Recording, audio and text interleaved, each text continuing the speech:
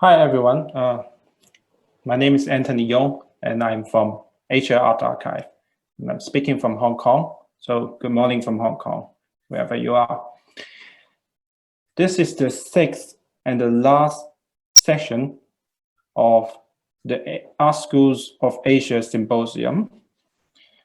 This symposium is the result of a seminar series organized by Asia Art Archive and supported by Getty Foundation that took place in the last 10 months, participated by 18 emerging scholars from around the world and many guest speakers. Today, we will have presentations by 4 of the participants of the Art Schools of Asia seminar series. And we are very honored to have Professor Zheng Shengtian to be our guest speaker today. So let me introduce our first speaker, Yiqing,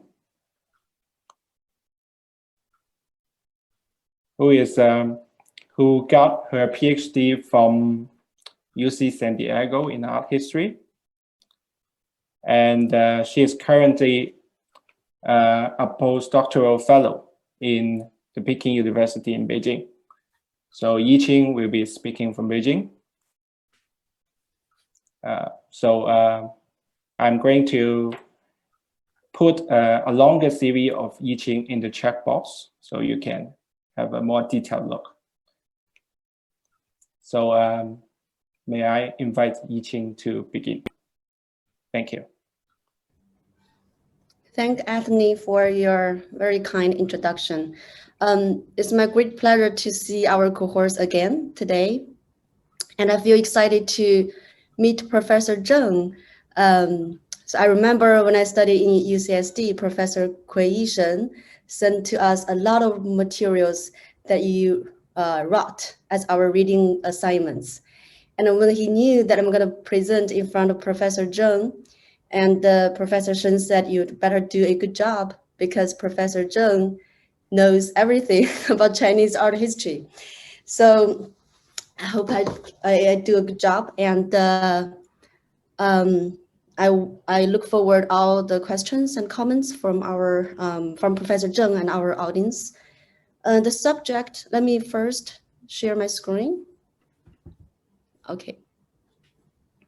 Can you see my screen now? Good. Okay. The subject of my presentation is modern art school and the politics in early 20th century China. I'd like to start with an article published in the New York Times in 1929.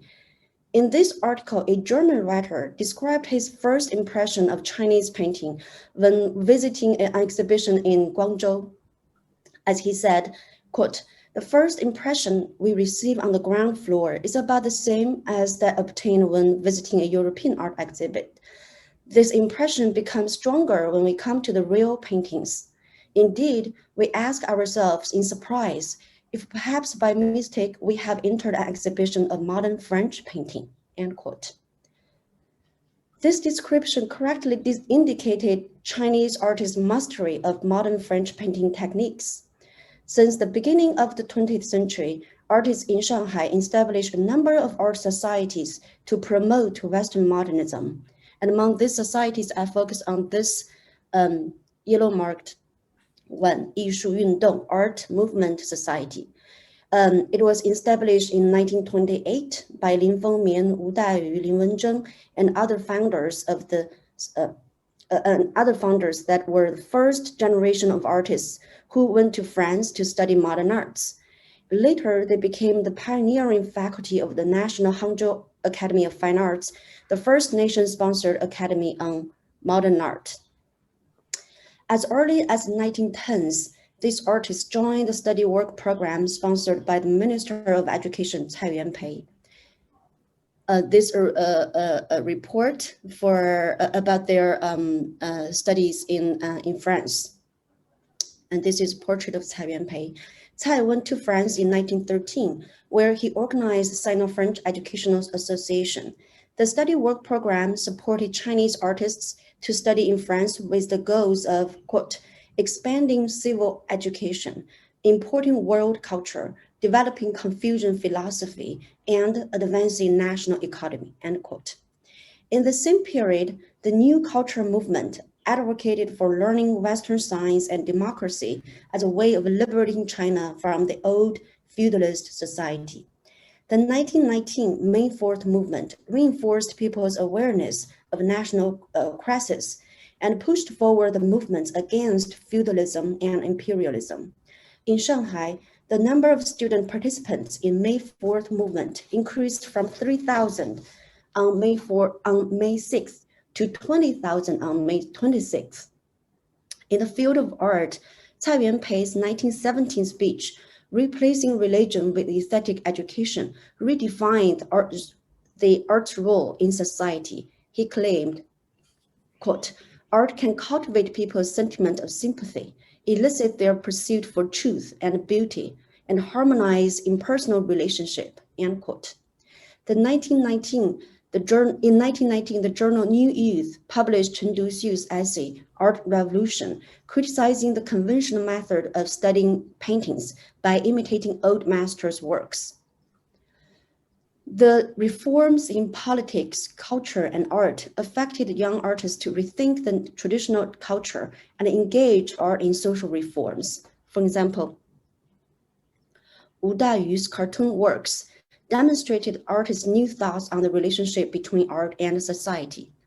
So in this cartoon, the train coming over to the old man symbolize that the new culture will crash down the old culture. And this one, a young man wearing a modern sportswear using the scientific method right here to combat with that old man wearing a traditional costume. And this one shows the roles of art in society supported by the economy and education here. Those studying classic painting techniques at the École des Beaux-Arts in Paris, they extend vision to modernist painting beyond the school. They frequented exhibition at private galleries and museums where they became familiar with paintings Picasso, Matisse, and Van Gogh, and others. In particular, they practiced modernist paintings at the Académie de la Grande Chaumière. This academy is a private art school aiming to provide instruction alternative to the École des Beaux-Arts. And the founders, Martha Steller, Alice Dannenberg, and Lucien Simon attach importance to the post-impressionist paint styles. Compared to the standardized academic painting, like this one created by the faculty Bersner of the École, the bold colors and abstract strokes were certainly more attractive to these liberalist artists. As Wu Dayu recalled, quote, the École des Beaux-Arts sticks to the Impressionist style, but I admire Picasso and Matisse because they keep creating new things instead of resting art on the levels they already achieved, end quote. In 1924, these artists established the FIBA Society with an intention of unifying Chinese art students in France to learn modern arts. It should be noted that their desire for the newest art styles also came from their anxiety about Chinese culture.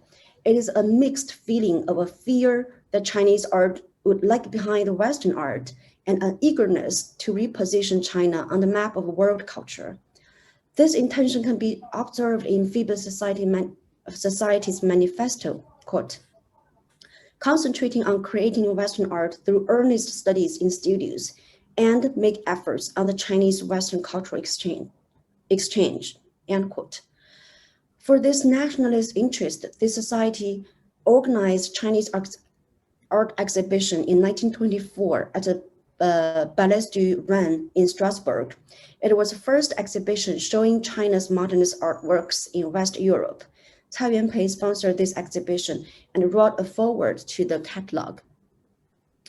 The great talents exhibited here are not mere imitators of Europeans. They are capable of producing works with a pure Chinese style as well as experimental works that integrate European and Chinese stylistic elements, end quote. Under Cai Yuanpei's support, Lin Fengmian came back to China in 1926. 2 years later, Cai invited him to assume the first director of the Hangzhou National Academy of Fine Arts. In the same year, the major members of FIBA Society came back to China and became the key faculty members of this academy. Liu Wenzheng is the dean of the academy. Wu Dayu is the director of the Western Painting Department. Cai Weilian and Fang Ganming were faculty of this department. And Li Jinfa is the director of the Sculpture Department. Liu Jipiao is the director of Design Department. To continue to promote modernist painting, they established Art Movement Society in August 1928. The new society required each member to submit a certain number of paintings and articles monthly. As Li Puyuan noted, quite often the members submit works more than required. Their works were published in numerous art journals and mass pictorials. So I switched the images later.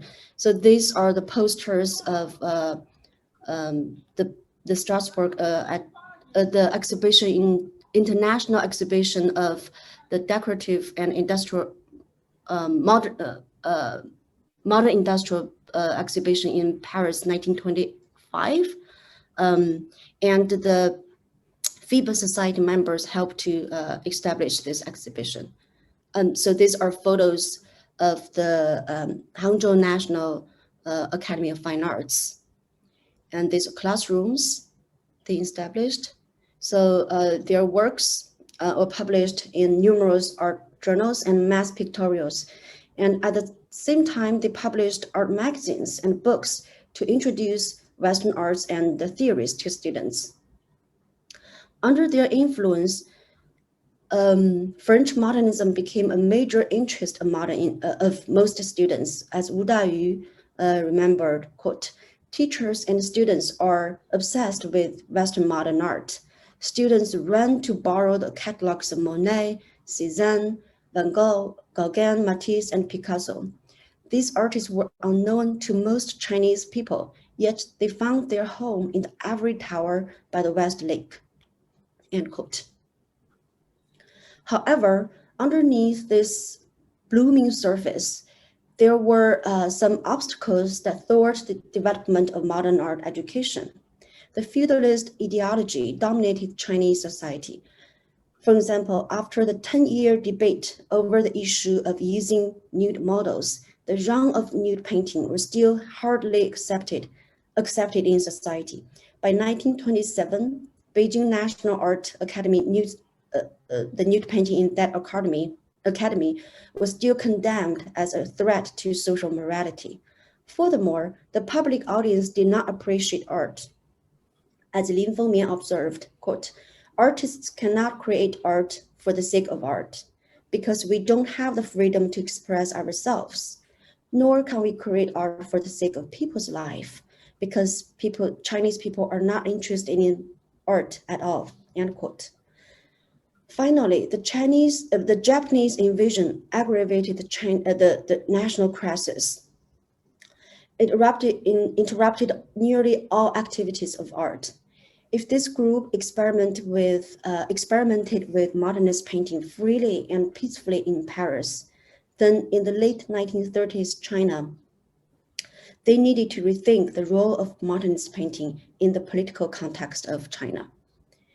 To respond to this dilemma, they insisted on the freedom of artistic creation. In the book, What is Art?, Liu Wenzheng used Charles Baudelaire and Friedrich Schiller's theory to justify the autonomy of art. Lin Fengmian argued against Leo Tolstoy's idea that art value should be judged by the criteria of how many people it can attract, claiming that, quote, The concept of beauty should reflect individuality, end quote. But on the other hand, these modernist painters were highly aware of their social responsibilities and emphasized art's in educational value for the mass public. In 1926, Lin Fengmian delivered a speech to artists in Beijing saying that, quote, the reason why Chinese people are not interested in art is that we don't have innovative works, end quote. Innovative artworks, according to him, should express artists' emotions and communicate human sentiments, spiritual pleasure, and consolation. He strove to reform the traditional art form, which in his eyes only served to reinforce the old feudalist values and teach people to be loyal to the emperor and repressed human natural desire. In this sense, to express individual sentiments through modernist paintings is to shoulder the responsibility of educating the public mass. As Wu said, quote, Picasso's Guernica is a pure reflection of the artist's personal feelings, but at the same time, it affects the Spanish society, end quote. In this way, they reconciled the utopian idea of art for art's sake and the utilitarian idea of art for society's sake. However, in 1930s China, most people lived poorly and were threatened by Japanese invasions. Moreover, the deep-seated tradition of morality dominated people's appreciation of art. In this context, other than a small number of intellectuals and liberalist artists living in the urban cities, who else could have the time and interest to go to the exhibitions and looking at paintings whose forms were foreign to them? The art movement society came to an end with the burst of the Sino-Japanese War. Some historians consider Chinese modernist paintings as passive reaction to the West, assuming that Chinese artists could not fully understand Western modern art. However, a close examination of the Art Movement Society's magazine, Apollo and Adam, reveals that they understood Western modernism, not because they understood the context of modern Western art, including the progress of Western science, technology, and social revolutions, but they also were highly aware of the relationship between modern arts and bourgeois society. For example, in the 20th issue, Apollo published an article criticizing Western art for being reduced to the commodity of capitalist society. Also, some art historians consider their works as a kind of formalism. This comment can be true when considering that artists spend time in studio experimenting with forms of lines, colors, and volumes. However, they also created paintings with subject of poor class and political leaders to respond the political reality, like Lin Fengmian's painting and Wu Dayu's painting of the Sun Yixian. Rather than sticking to forms in the article, we should pay attention. Lin Fengmian warned the artists not to blindly follow Western styles. In this sense, it is wrong to reduce artistic experiments to an obsession with formalism. Their passion for modernist paintings and their hope of reforming Chinese culture had been inseparable. This mixed task is manifested in the three statements of arts. The first one is a statement, a work-study program that they were involved in before going to France. The second is a statement of Phoebus Society they established in Paris. And the last one is a statement of the National Hangzhou Academy of Fine Arts, where they launched the art movement. To conclude, the Modern Movement Society and the National Hangzhou Academy of Fine Arts exemplify the modern artist's response to the social transformation of China in the early 20th century. It suggests artists' complicated emotions about their artistic creation: passionate, hopeful, anxious, patriotic, and critical. So this is the end of my presentation. Thank you very much. Okay, Yiqing, thank you very much for your presentation. The next presentation will be by two people. They work as a group of two. Zohreen is currently a lecturer in the Cultural Studies Department at the National College of Arts in Lahore. She completed both her BFA and MA in visual art from NCA, and she majored in miniature painting. Amina is a doctoral student at the University of Victoria in the Department of Art History and Visual Studies in Canada, with a focus on contemporary Pakistani art history. Zohreen will be speaking from Lahore and Amina from Victoria in Canada. So may I invite the two of them, please? Thank you. I'd like to thank AAA and everyone who's here to listen to us. The title of our presentation is Faculty and Curriculum Formation in the 1960s at NCA, the Guise of Modernity and I quote, National Future. Next slide, please.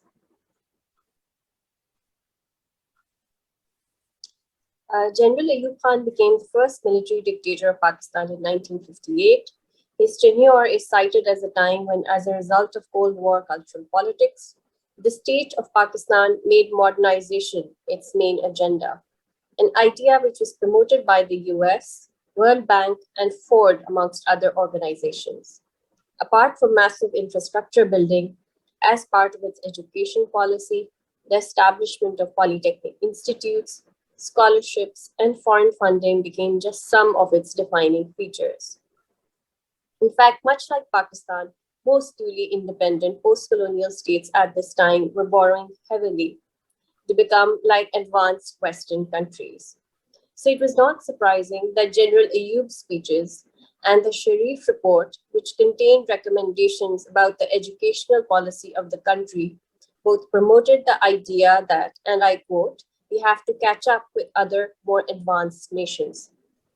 This frantic desire to, and I quote, catch up in order to compensate for the time lag as discussed by Rubina Sehgal when she quotes Ashish Nandi and the policy of reliance on foreign funding and foreign technocrats is also echoed in the formation of the institution, which is now widely known today as the National College of Arts, Lahore.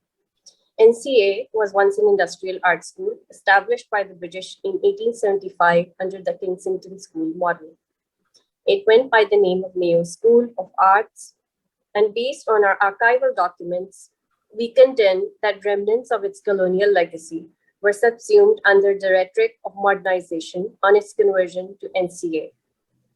This short paper reading uses this context to discuss the presence of colonial imbrications in the recommendations, faculty hiring, and early curriculum at the National College of Arts, Lahore, particularly in the 1960s. It is also symbolic because NCA was upgraded to a national institution in the same year that General Ayub Khan ascended to power, and his rise to power dovetails with the rhetoric of modernization in vogue at the time.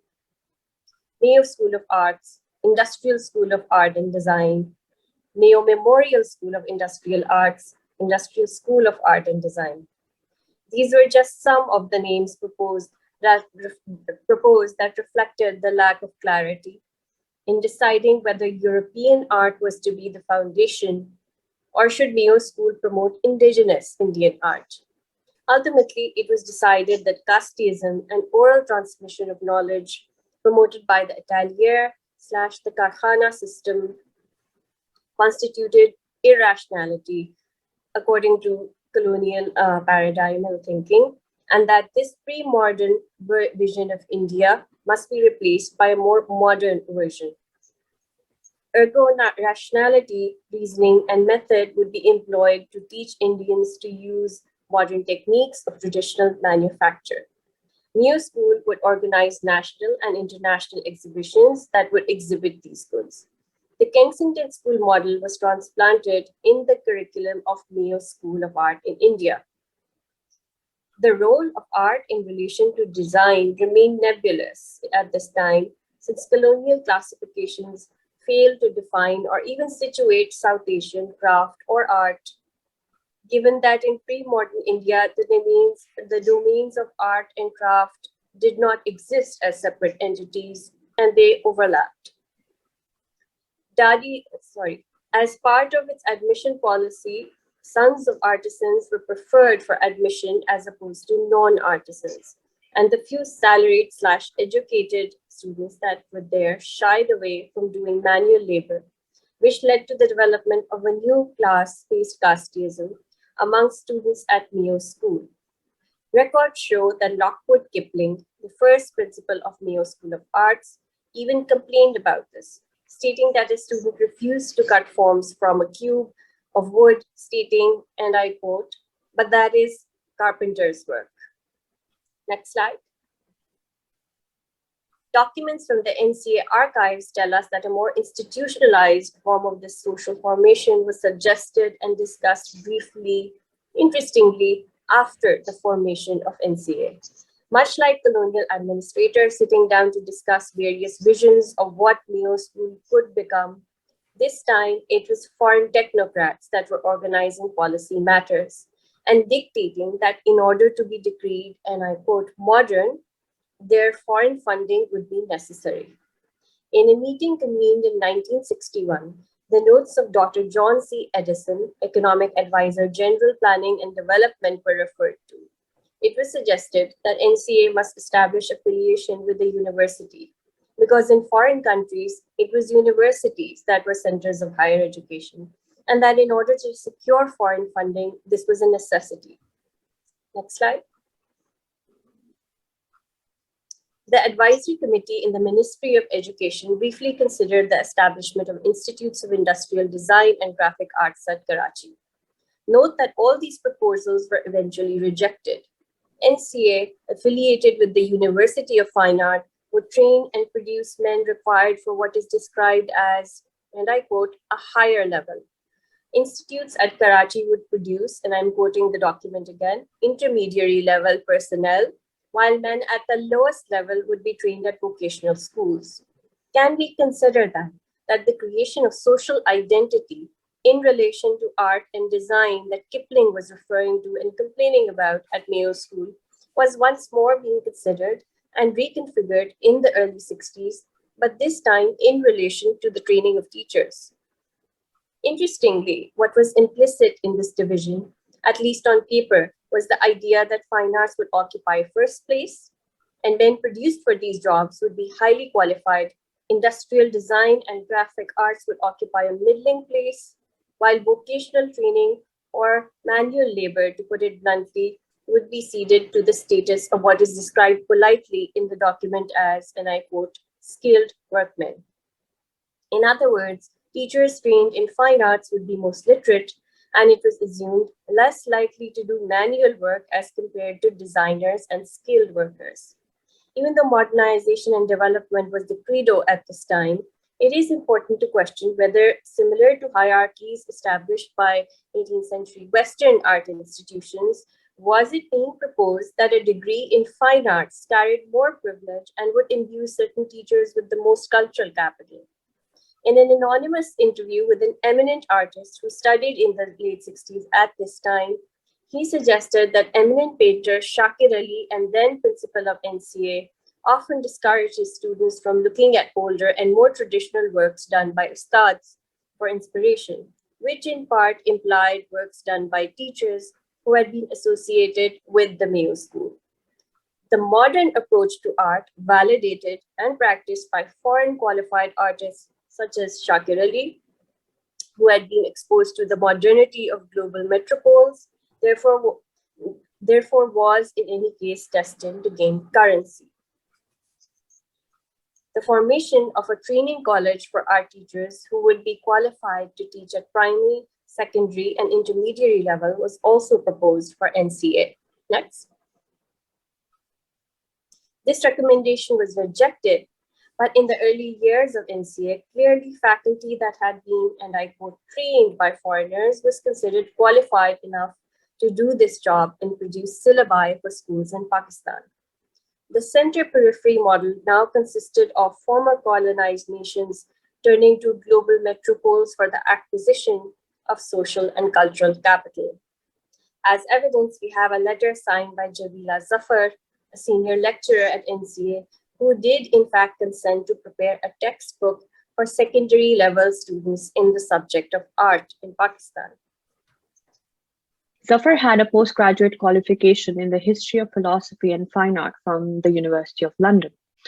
At first glance, the letters you can see here tell us that she was an understudy, or what one would now refer as a teaching assistant, and I quote, to Dr. W.F. Ballinger, a visiting professor in art history who had arrived in Pakistan courtesy the Fulbright scholarship program.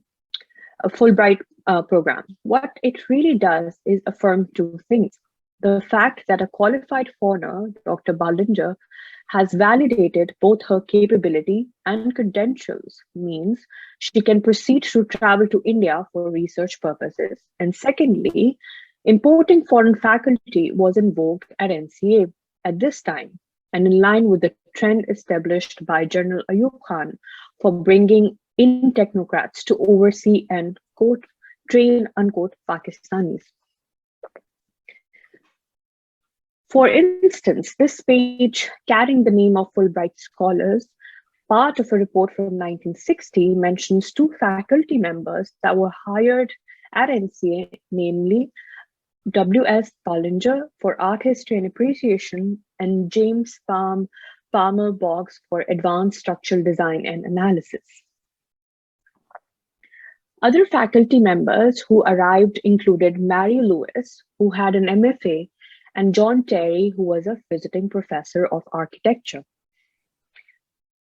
This idea of importing faculty had been also proposed in 1874 by Sir Richard Temple, an eminent art educator on the formation of Mayo School of Arts, who in his speech proclaimed that, and I quote, "I observed that in order to ensure progress and development, it is necessary to provide a series of trained men from England or from Europe. For our teacher, we must have men who, from their earliest years, have graduated in training institutions and who apply themselves to art with a lifelong devotion," unquote. In its nascent years, the same industrial turned art school, NCA, was again using progress and development as raison d'etre for justifying the hiring of foreign faculty and transitioning to a modern future. In a committee meeting, as you can see on the document on your left-hand side, ultimately it was decided that NCA, and I quote here from the document, should aim at producing efficient designers. While the introductory text to the design department curriculum, the document on the right states, and I quote here, "Handicraft should not be taught only as manual skills, but rather that they should be sensitized to the functional requirements of the nation and so oriented as to stimulate greater appreciation of indigenous materials and capabilities. The country is in urgent need of designers who can satisfy consumer needs, thus liberating much of the national market from the excessive importation of foreign design products," unquote. Despite this optimism, this integration of craft and design never materialized as it is proposed in this archival document. We are still in the process of researching on this hypothesis. With all this emphasis on functionality and meeting consumer needs in order to cater to rapid modernization in the 1960s, what was to become of the other disciplines whose inclusion dated back to Mayo School of Arts? For instance, miniature painting was considered neither modern nor did it fall into the category of design or craft. As a case in point then is that of Ustad Haji Sharif, who had left patronage of Patiala State to teach miniature painting at Mayo School of Art in 1944. It is interesting that the Director of Industries took it upon himself to raise this issue in a letter dated back in 1958 that you can see, and proposed the change of the status of Haji Sharif from artist to traditional miniature painter.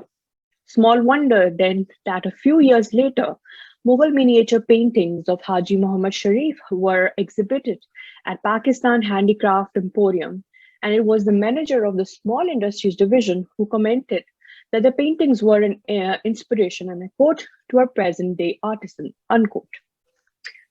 While design was service to industry, much like it was in the Mayo School of Art, miniature painting had to be saved by relegating it to a timeless past of tradition, suitable for inspiration and national integration, which were clearly not in line with the agendas of modernization. Glimmers of this continued containment in colonial structures are also echoed on a national level in the speeches of General Ayub Khan. Dr. Rubina Sehgal, who has studied early education reforms of Pakistan, and the speeches of General Ayub Khan echoes these thoughts and writes that both the reforms and speeches contain a similar pattern and paradox with regard of time. That is, the ancient glorious past must be preserved because it is good for national integration, and the future lies in the development that is modernization. On the other hand, when needed, the timeless past transforms into a flaw that must be rectified, which is a lack of scientific approach to life. This paradox means that the past, present, and future are often at odds with each other, not just in Pakistan's development policies, also as we have seen in the formation of national institutions such as NCA. Although colonial rule is repudiated on a national level, but ultimately dregs of colonial structures continue to contain the development and evolution of many Pakistani institutions. In the case of NCA, in its nascent years, American imperialism added to this paradox. Even after its upgradation to a national college and the importation of faculty from industrialized and modern nations, NCA continued to retain hierarchies and categories that existed prior to the partition, when it was an industrial school under the British rule. As a newly formed national institution, what were the fallouts from imbrications with colonialism and American imperialism that are reflected in the pedagogy and policy of the 1960s? In the case of NCA and its structures of formation, we also argue that the neat colonial boundaries of art versus design, tradition versus modernity, new versus old, are superficial at best, and that it is the discursive formations which arrived at this time with respect to pedagogy and curriculum that are worth examining. Thank you. Thank you very much, Amina and Zohreen, for your presentation. Now we can have our first discussion session. Okay, so I encourage the members in the audience, you can feel free to type your questions into the Q&A function of the Zoom, and we will answer them. I will look at them and we'll convey them to our speakers. But I'm going to ask you some questions. And my first question is inspired by the talk of Amina and Zohreen, when they mentioned that there were different proposed names for the Mayo School of Art when it was becoming NCA. And these names, I found them very interesting because I see different terms in there, as Amina and Zohreen have discussed already in their presentation. There were art, and then there were industrial art, and then there were design. And I also think of the term craft. Of course, it's a very important term in the subcontinent. Did not really appear in the naming options of NCA, but you also mentioned about it. We discussed about this question of art and craft several times during our seminar series. And it seems to me that there's a certain dichotomy between art and craft in some cultures in the subcontinent and also in some of the other places in Asia. And this dichotomy, I think, can be extended to similar dichotomy between things like modern versus tradition, modern versus tradition, colonial versus indigenous, ideas versus techniques, spiritual versus functional, and so on. So I think this is one of the key questions, fundamental questions that we think about when we think about the early histories of a lot of art schools in Asia. So I'd like to ask all of you this question to talk a little bit about distinction between art and industrial art / design / craft in the historic context of the art schools that you specialize in. I think it'll be very interesting if we can make some comparisons between India and Pakistan and between the subcontinent and China. So perhaps I'll invite Vishal to speak first, because the NID in Ahmedabad that you have been doing research on is an institute of design. And the term design is obviously a vocabulary that's borrowed from the West. And as Amina and Zohreen have mentioned, this is at that point, in a certain sense, equivalent to modernity or the modern society. And to look at the history of industry, the Institute of Design, I think it's a very interesting practice if we borrow this case to think about the history of art.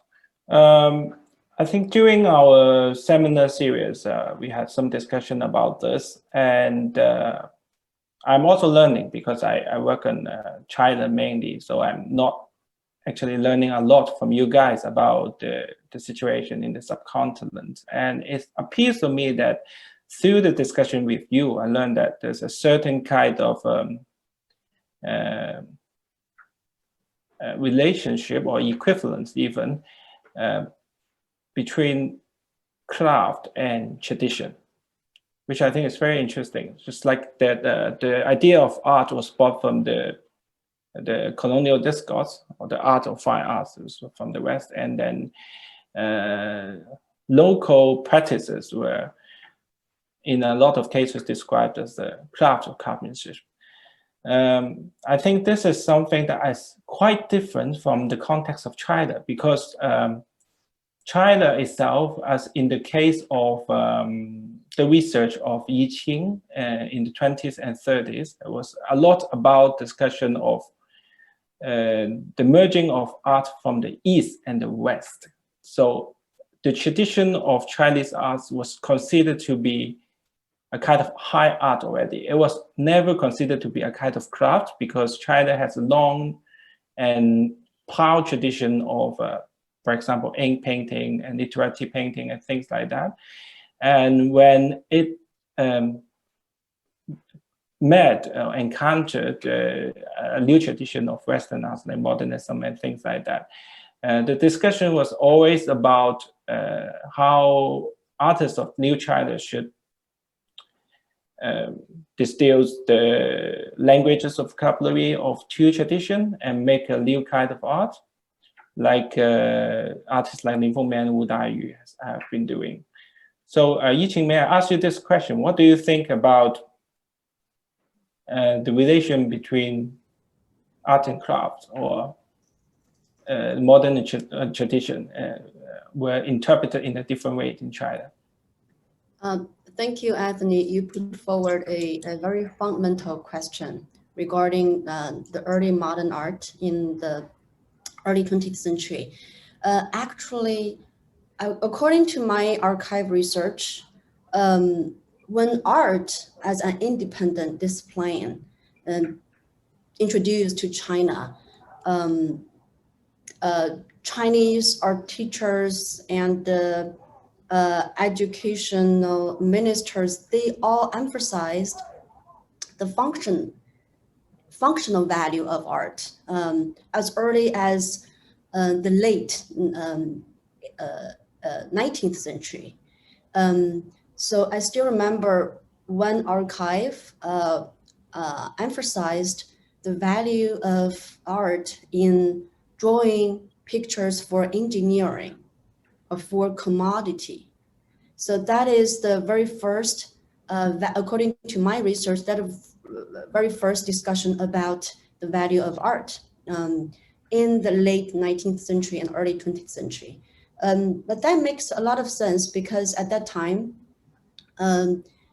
China was wanted to introduce industrial power and to strengthen its to strengthen its national power. So that is one motivation for some artists to bring the Western experience to China. So later on, the keys in my presentation took place a relatively late time in the 1920s and 1930s. So when a new generation went to France and saw new things, new forms of art, and they have a different belief. They believe that people's mind, instead of the techniques, can really liberate China from the feudalist value. So this is the second voice. Actually, the debates over art and crafts continued in the 1930s and 1940s, even during the Sino-Japanese War. I remember the exam questions in 1936 in the Hangzhou National Academy of Fine Arts still ask some questions to students to write down their personal feelings about colors. On the other hand, some other academies ask students questions about some realistic techniques for commodity, for engineering. So we have to see a bigger picture to understand what were happening in that time in China. Actually, there are, aside from the debates over the crafts and the fine arts, there were also very complicated debates over modern art and traditional art, literati art. And there's another side of art that we all haven't mentioned, is a communist art, which also emerged at that time. So there are different phases in the art world at that time, and that reflect the complexity of Chinese modern art. They're all the different voices for the nationalist interests. And artists held their different beliefs in what kind of art can advance China, can emancipate China from the old society.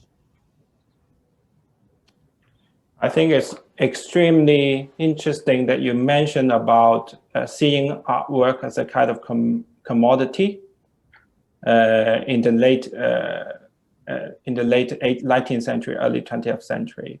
It's about a drastic change of the function of a piece of artwork in the society. I think it is a history that we have to look at. I think it's very important. And also, you mentioned about the opposition of modern art in China, and the argument that people use a lot was about the lack of actual functions of this kind of art, especially in a time when China was suffering from wars and Japanese occupations and things like that. And a lot of arguments were made about how modernist art was useless to a social situation like that. So it was also about a debate of the function of art in a certain way. And I think this is a very good perspective to use when we think about Chinese art in general in the 20th century. So I'd like to extend the questions to Professor Zheng, because in the 1940s, especially after 1949, because of the Maoist ideas of championing folk art and learning from from folk art or craftsmanship and things like that, learning from the farmers, learning from the lower class of the society. I think folk art and craft in general, the role of them have been elevated to a high level, and artists were encouraged to, abandon their high art tradition and to learn from this kind of practices from the lower class of the country. When you were a student, was that a very influential discourse? Did you have a lot of experience, like learning about folk art and craft, and trying to incorporate these influences to your own practice?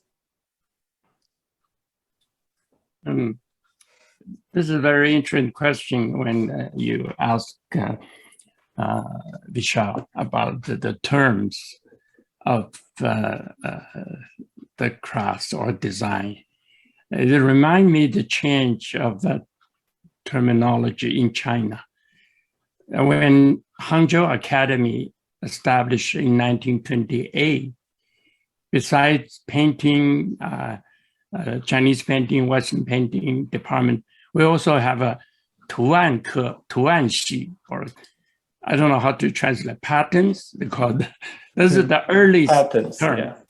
Yeah, earliest term of this field, which be taught in the academy.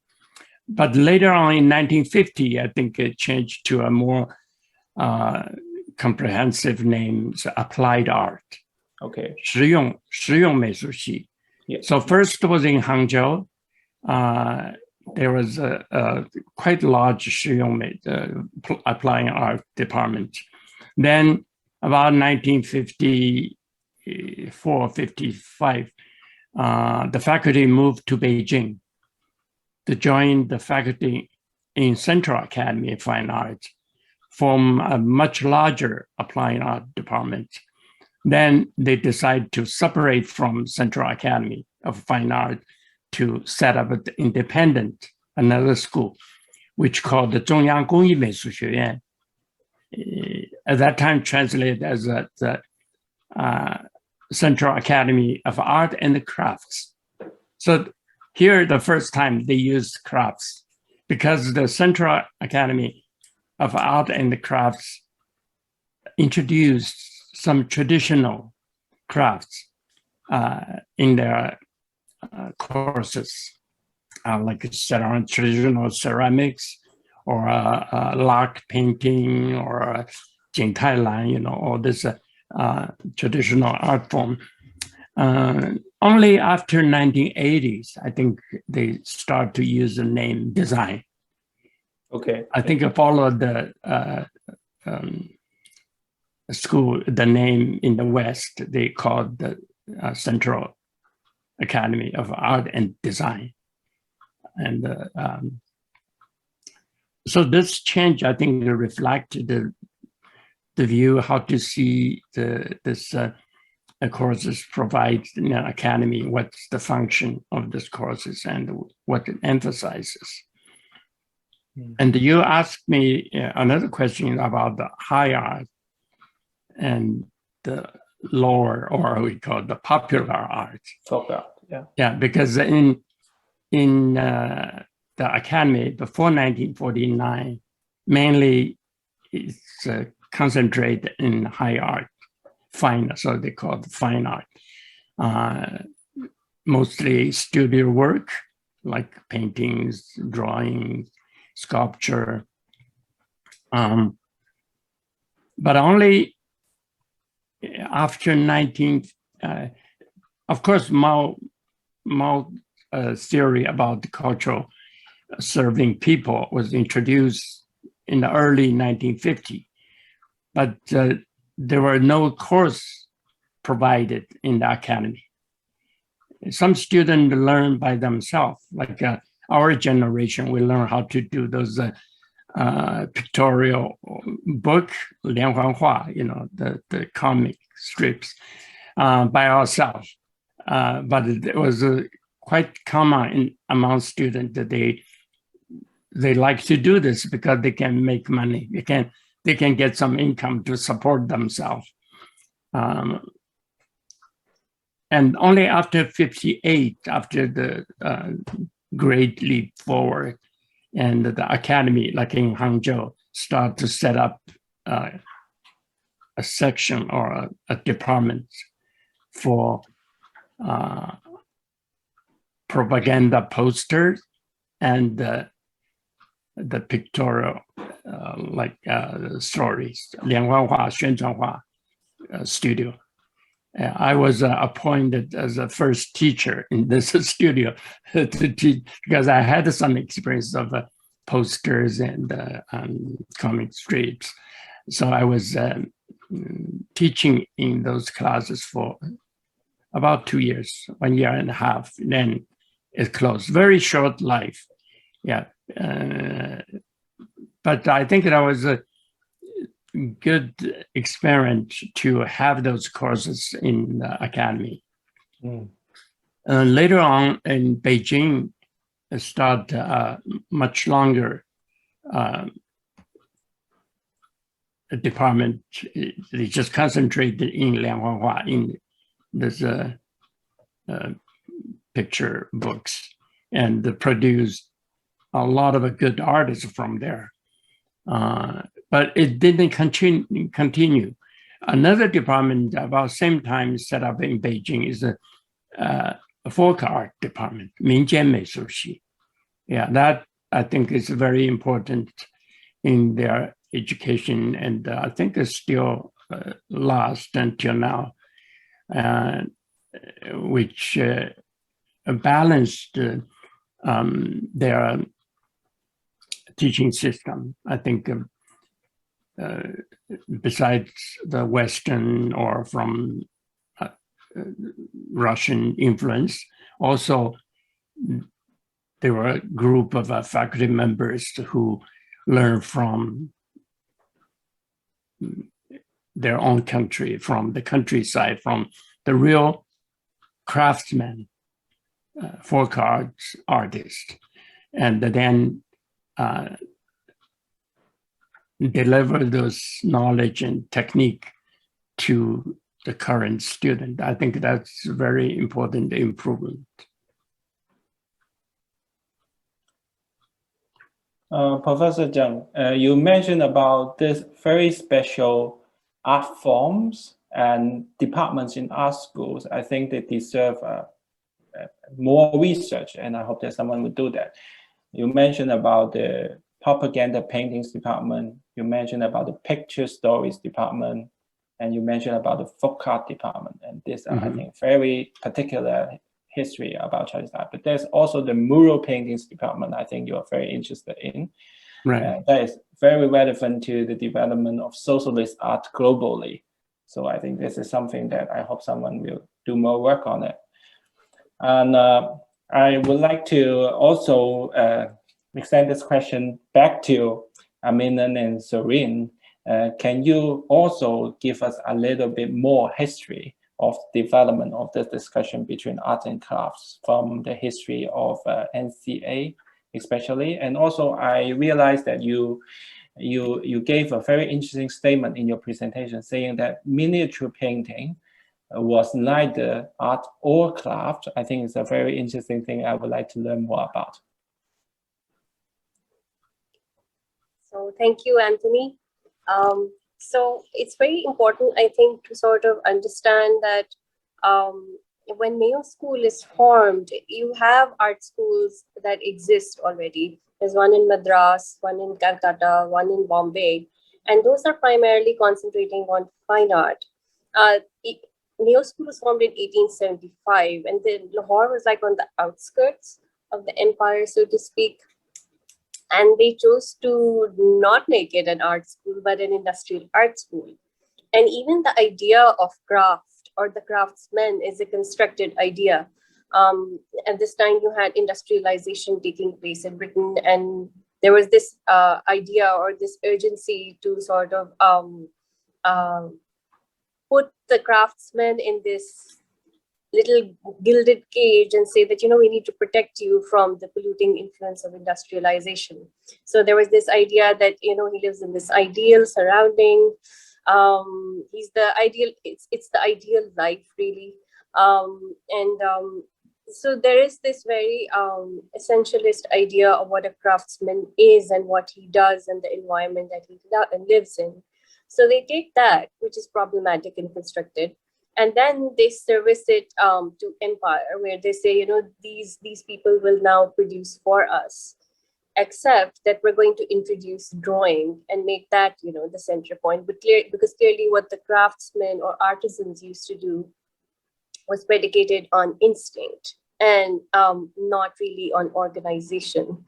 And so they say that technical drawing, architectural drawing should then become the base. And so they tend to, you know, implant, first they construct this idea or this mode of knowledge making and thinking. They eradicated the older system, saying that it promotes casteism. And then they constructed this idea of a craftsman whose laboring body must be there to either, you know, be presented at exhibitions, and then his craft in turn needs to be looked at in that way. And if we go into even more detail and look at examples, you have Owen Jones, who was the curator of the India section at the Great Exhibition. He produced this book called Grammar of Ornament. It is interesting to note that he only concentrated on pattern, not form, not shape. So he wasn't, so the British weren't interested in the form of design. That was something that the British were sort of experts at. And that was the idea that modernity and form and shape and utility is associated with the colonizer, whereas pattern and labor is sort of the domain of the craftsman. And so all of these ideas and domains are constructed and created. And so when partition happens, there really isn't much for craft or design to stand on because it is all borrowed. And there is this, you know, need to sort of separate. Since Pakistan was a new nation, it never existed on a map. Yeah. And so you have to begin fresh. And so what you do is you distance yourself from everything that reminds you of primitivism, because that is essentially what they thought craft was. And there have been sporadic attempts in between. Like we found a few documents that talked about how they want to start this NCA archive craft center, where they will sort of archive all the crafts, etc. But it never really takes off. And that is because fine arts then becomes the mainstay, and it's you know, currency. It is what will enable you to sort of move up, and it is given the most importance. And also note that art that was produced in the early decades made it a point to remain distant from politics. Even the makers themselves were all leftists. So there is also this distancing from politics and this distancing from craft, which is antithetical, the exact opposite really of what was happening in China. And that's what makes it really interesting as a case study, and unique as well. And with regards to miniature painting, since I'm a graduate of miniature painting and I graduated at a time when this was the debate that was raging. Even as third or fourth year students, I remember that in our first class, we were told that, look, by our Ustad, who was basically a student of Ustad Haji Sharif, who we mentioned, there was no, you know, separation between art and design, or there was just this word, and it was musaviri, which is painting. And then along came the British, who clearly thought that something small is beautiful, and the name miniature painting came along, which is a sort of contradiction, because you will find miniature paintings that are 24 by 30 inches. They're much larger. It's really not to do with size.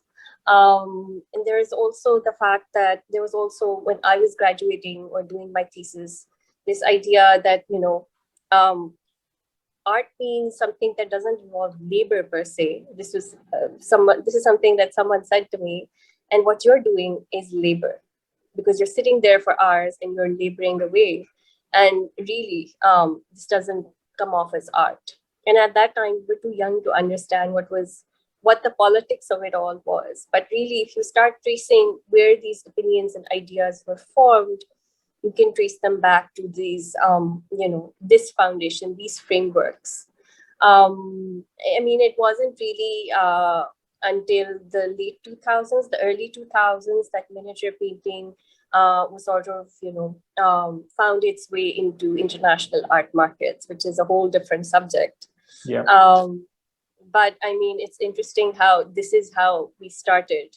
And I mean, I was witness to that whole sort of rise of miniature, emergence of miniature, not as miniature, but again, as new miniature, right? So it was again this other, a whole new notion of separating from miniature and then calling it new miniature.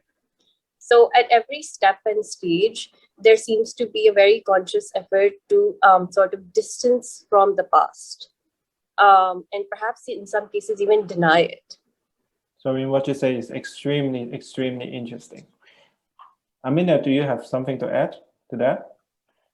I think Zohreen really summarized everything Yes. quite well, and I just want to add to that earlier archival documents do display that there were like craft-oriented works like silversmith and other copper work, which earlier students, like right after partition, do sort of comment that that it's sort of they were lesser students, and then how it shifted, like in the 1960s, the focus was towards architecture design that we do not see earlier. So yeah, I mean, in terms of our research, I think there is a huge gap in terms of kind of researching about architecture history at NCA as well, which was sort of different when Mayo School of Arts was formed. So, and that's how they get Sponenborough as the first principal, and then we have scholars visiting as Fulbright due to Fulbright program, and they are kind of sort of promoting that concept of art appreciation and design in kind of making NCA as a modern, quote unquote, modern art school. So I think these are very important points, as well as in case of miniature. Zohreen has rightfully sort of, I think, explained everything quite well. And it's just very interesting to see now the position of miniature as contemporary, as sort of very sort of an avant-garde in terms of Pakistan movement. But at the point when we see earlier documents, there is a special reservation or kind of positioning of miniature in earlier NCA pedagogy, and then how that sort of shifts in the earlier 2000s. I see. Okay. Thank you, Amina. I'd like to ask another question, which is about the work around archives, which obviously I'm very interested in. And Michelle, I think you saw a lot of images. I think they come from the personal archive of Dashwa Patel. And Amina and Zohreen, of course, a lot of your research was based on, I think it's the official archive of NCA, right? The earlier document is from the school. And Yiqing, I'm also curious about how you use, what archives you use and how you use them, because a lot of your images, I think they're from different sources. And I know exactly how difficult it is to do research around China in the 20th and the 30s, because I think there's a lack of systematic and institutional efforts of collecting and preserving archives from that time. I myself have the honor to work with Professor Zheng Shengtian for many years about his archives, which is, I think, is amazing resources to look at Chinese art since the 50s. So I am going to ask each of you to kindly share with us a little bit about your work of archives regarding your research. Okay, Yiqing, what do you think about this question? Anthony, thank you for your question. Your question just remind me the summers I spent in different institutions of China. I benefit a lot from many institutions, actually. The first summer of my UCSD, I went to Of course, China Academy of Art, whose forerunner is the National Hangzhou Academy of Fine Arts. So there I found some materials, but the materials related to the Republican period, the documents, were transferred to the Zhejiang Provincial Archive Center, Zhejiang Sheng Danguan. So the second summer, I spent a lot of time researching in the Zhejiang Provincial Archive Center, where I researched the curriculum, many detailed information about this academy, including the curriculum, the salary of faculty, the events of the academy. I benefits a lot from the Zhejiang Provincial Art Center, and then Shanghai Library and the National Library in Beijing certainly helped me to find out many journals, art journals and magazines, where I can find the publication of the Wu Dayu, Lin Fengmian, Lin Wenzheng's article and the artworks, especially the Apollo and Adam, the two signature journal of this academy. And I also went to the Chongqing library to research some materials about this academy during the wartime, that some activities, cultural activities that they held in Chongqing. Yeah. And also, I think, sorry, ahead. you go ahead. I'm sorry. And the AAA obviously is very valuable resource for my research. And from the Zheng Shengtian, Professor Zheng Shengtian's archive, I found a lot of interesting historic stories.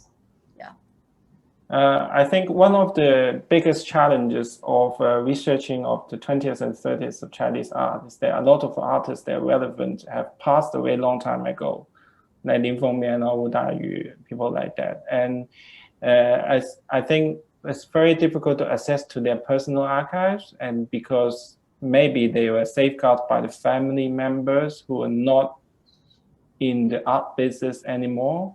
And I think it takes a lot of personal relationships to really to get to see these archives. And maybe some of the materials were sensitive because it involved a lot of political conflicts around that time. What was your experience about that? Definitely, you're absolutely right. It's super hard to collect the materials regarding this well-known artists. But I'm lucky because the help from professors, from my colleagues, I could have an opportunity to see some paintings, original paintings of Wu Dayu. And his paintings were not discovered, not open to public until the late 1980s, I think. And I also got some opportunities to interview his students. I see. But his son and daughter, I didn't get a chance to see them because they just passed away 1 year ago when I came back to China for this research. Oh, that's unfortunate. And also, another experience I remember very clearly is that I went to the Zhejiang Sheng Danguan.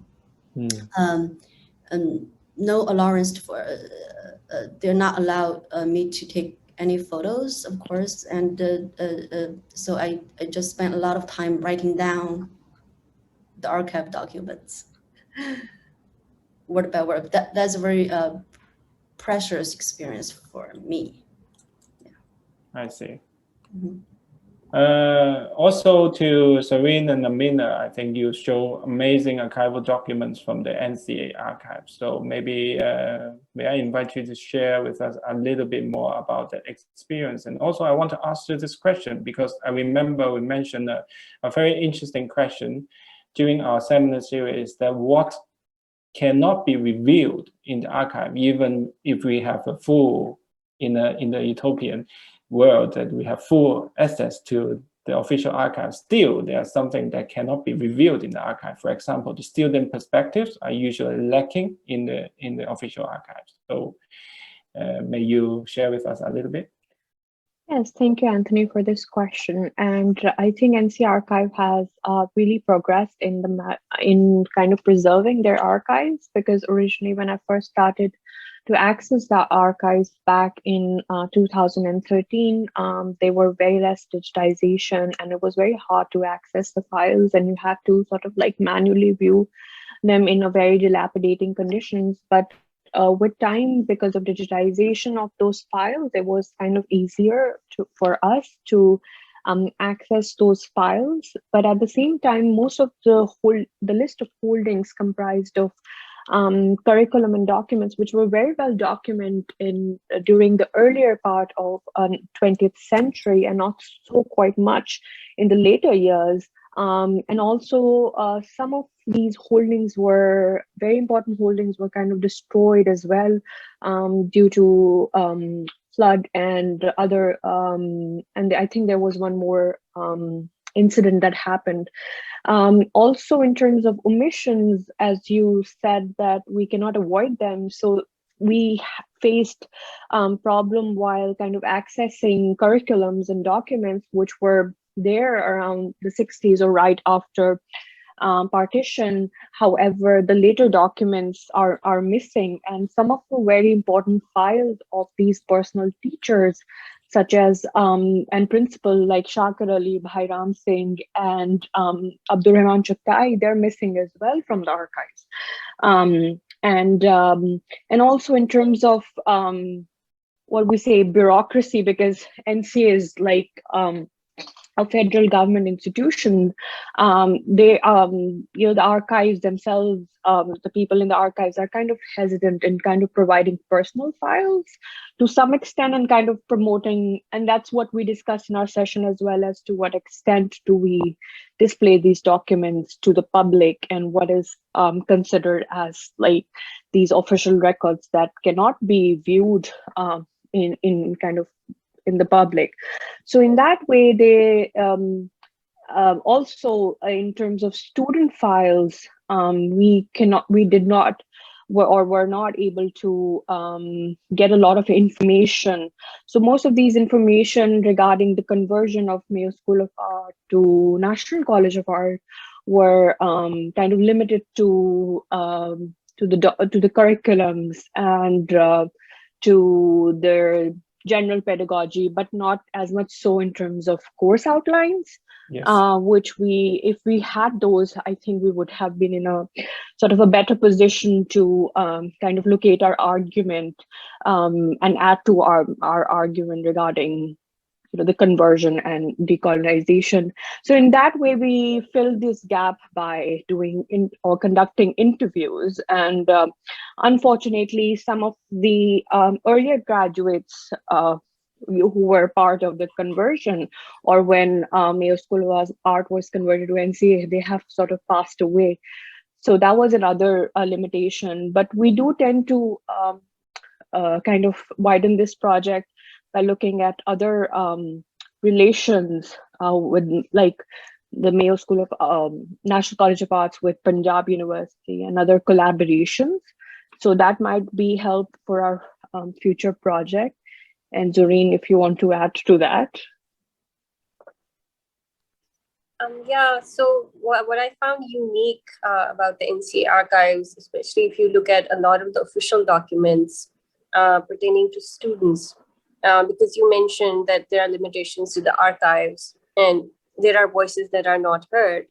Well, in bureaucratic official documents, particularly of Mayo School, it is the commentary that is handwritten on the margins that offers the most interesting narrative.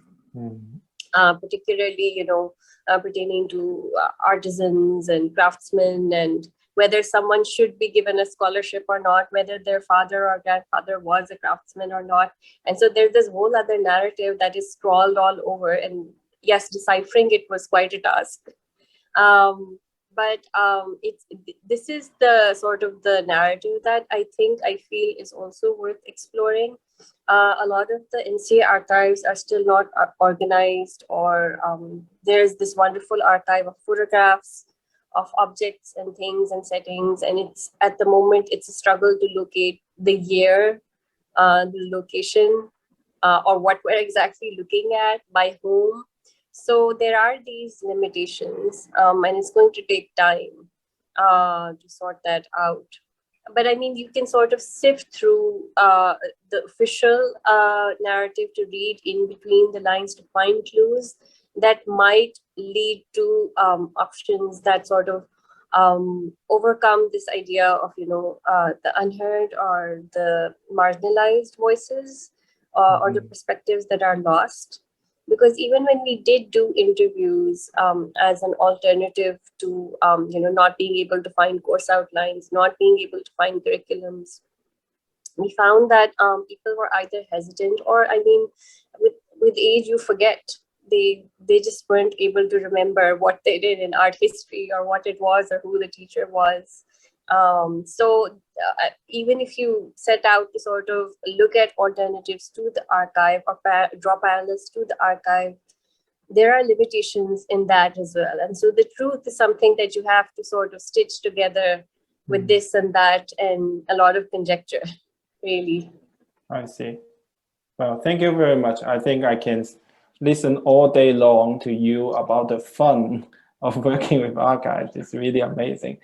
But I also like to move to the next part of our section, which is a presentation that we are very honored to have from Professor Zheng Shengtian. So let me give a brief introduction about Professor Zheng. Professor Zheng Shengtian was born in 1938, and he graduated from the oil painting department at the Zhejiang Academy of Fine Arts in Hangzhou in 1958. He was the first artist teacher in the history of the People's Republic of China to receive government funding to become a visiting scholar in the universities of Minnesota from 1981 to 83. And he taught at the Zhejiang Academy of Fine Arts and served as the chairperson of the Department of Oil Painting and Foreign Affairs in the 1980s until he moved to Vancouver in 1989. He was the Secretary General of the Annie Wong Art Foundation from 1996 to 2001, during which he facilitated various influential events, such as the exhibition Jiangnan in Vancouver in 1998, and International Curators Tour to Hong Kong, Taiwan, and Mainland China in 2000, and the third Shanghai Biennale in 2000. He also co-founded Issue, Journal of Contemporary Chinese Art, the first English magazine on contemporary Chinese art in 2002. And in 2015, he became the adjunct director for the Institute of Asian Art at Vancouver Art Gallery. Since 2015, he has organized projects under the title of Socialist Modernism to revisit the histories of Chinese art during the socialist period. Last year, in 2021, he has organized his retrospective exhibitions in Beijing entitled "I Was Supposed to Go to Mexico." So Professor Zheng will speak about his experience before he joined the Zhejiang Academy of Fine Arts. He was a student of Yu Chai School in Shanghai, which was a very special education project that I have never heard from Professor Zheng yet. So I really look forward to his presentation. May I invite Professor Zheng, please? Thank you, Anthony. I'm very happy to be invited to talk about early art education. And today I learned a lot from speakers because I really have to admit that I have no idea about art education in Pakistan or India. So it's a very good learning process. And I found it very interesting because your system, your early education institutions or the challenge problem faced very similar with what happened in China. But today I'm not going to talk about the conventional art schools like Hangzhou Academy or Beijing Academy, which I both attended. I want to talk about a very special school, which when I attended as a kid, but it was very, very important school in China in the art history or the history of art education. This is the school I attended 70 years ago. It's very early, when I was just 11. But the 4 years I spent in this school actually influenced my entire life. I would say, even I never talked to Anthony about this, but this was the most important part of my education. You will know why.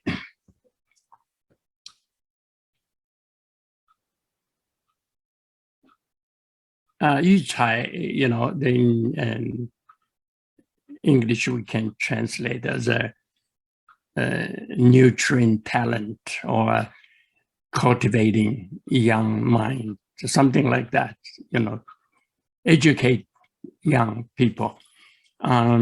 This term actually was used 1,000 years ago in many Chinese classics, even Shi Jing, the classic of poems,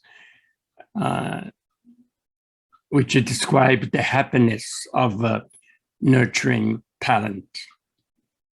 It said, if a gentleman like can keep nurturing talented people, and the world will be delightful and joyful. The school, Yuchai School, established in 1939 by the famous educator, Mr. Tao Xingzhi, from 1891 to 1946. He was the founder of this Yuchai School. He was trained in United States, and he graduated from Columbia University in 1920s. He went there, actually. It was 1914. So his early study was influenced by American progressive educators like John Dewey or Paul Monroe, those professors. Back to China, Tao started his practice. He set up some models of modern education in several locations in Nanjing, and Chongqing, and Shanghai, and some even in the countryside. During the World War II, Tao Xingzhi, during his travel, he saw many talented kids, orphans, in a refugee camp or a orphanage in a different area.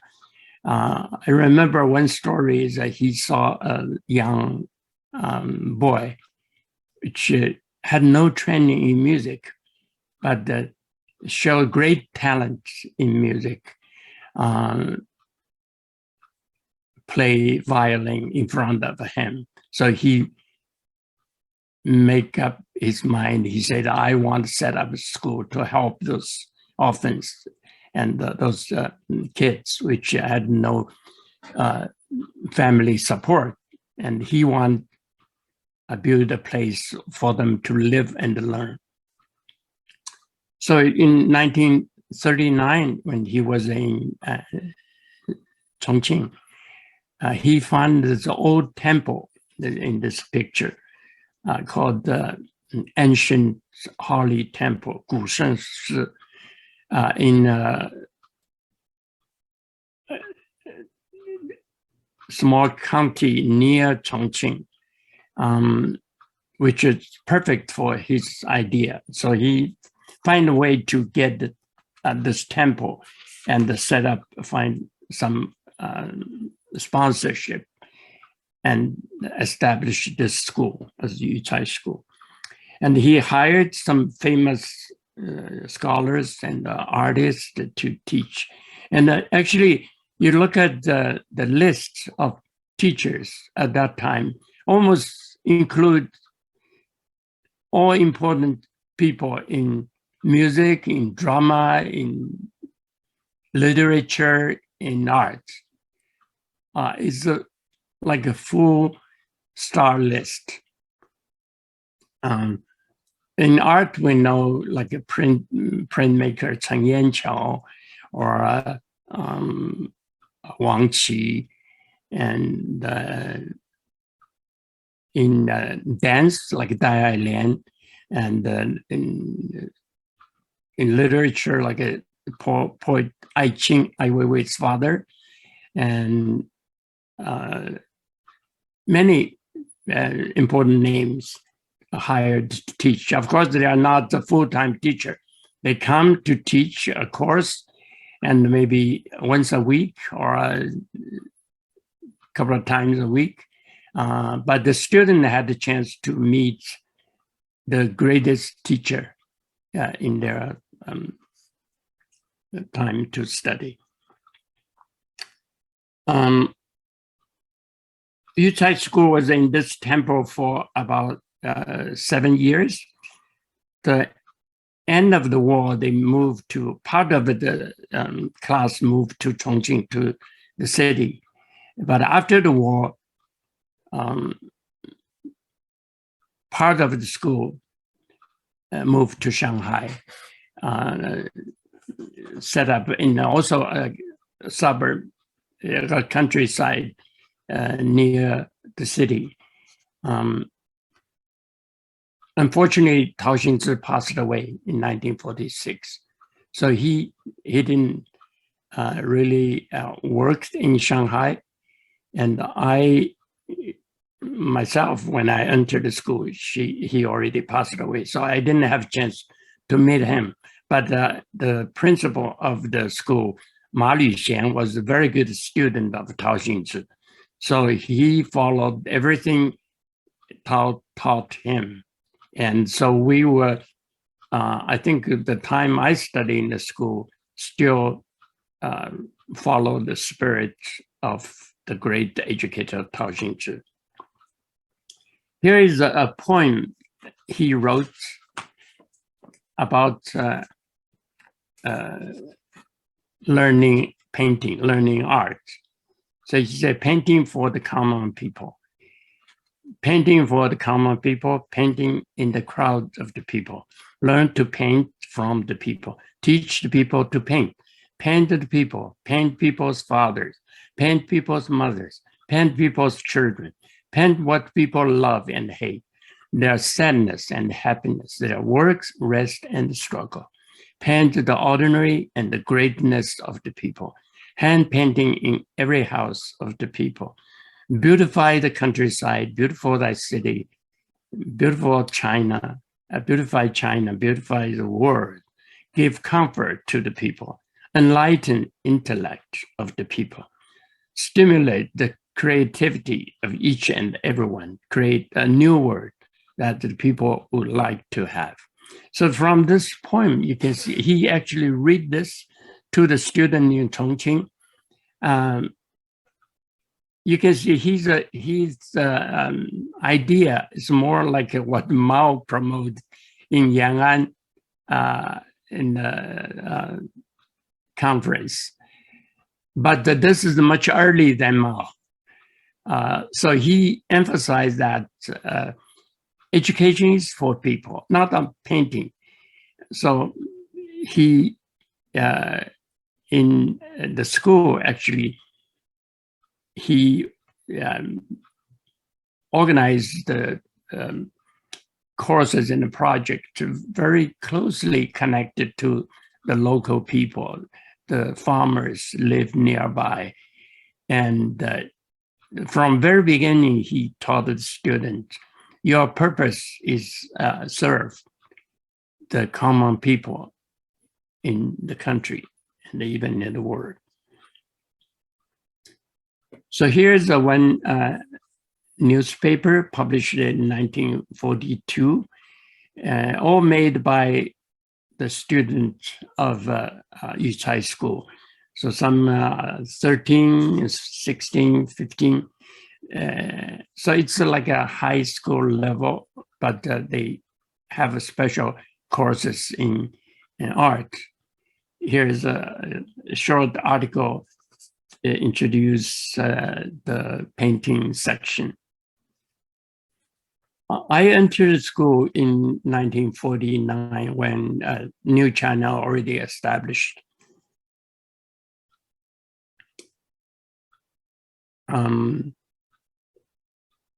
Before 1949, most of the students are from, as I mentioned, they are orphans or they are very refugee from refugee camps. Kids have no family. One of the student is Wu Biduan. He was in painting.